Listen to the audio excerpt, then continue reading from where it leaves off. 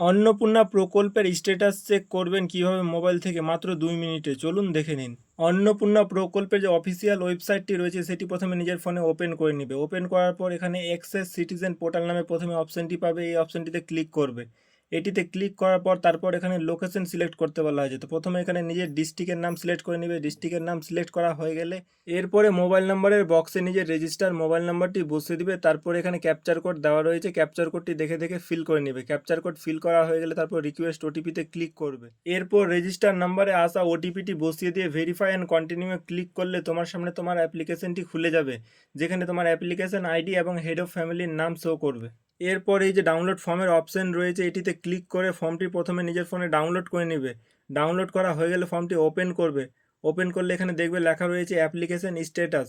এখানে আমি যে ফর্মটি দেখছি এটা বর্তমানে সাবমিটেড রয়েছে। তো তোমার অ্যাপ্লিকেশন স্ট্যাটাস কী শো করছে অবশ্যই কমেন্টে জানাবে, যে তোমার ফর্মটি সাবমিটেড অবস্থায় রয়েছে, না প্রসেসিংয়ে রয়েছে, না অ্যাপ্রুভ হয়ে গেছে। আর হ্যাঁ, অন্নপূর্ণা প্রকল্পের স্ট্যাটাস চেক করার জন্য এটা ছাড়া আর কিন্তু কোনো অফিসিয়াল নিয়ম বার হয়নি এখন পর্যন্ত।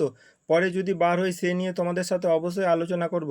তার জন্য অবশ্যই চ্যানেলটি সাবস্ক্রাইব করে নেবে।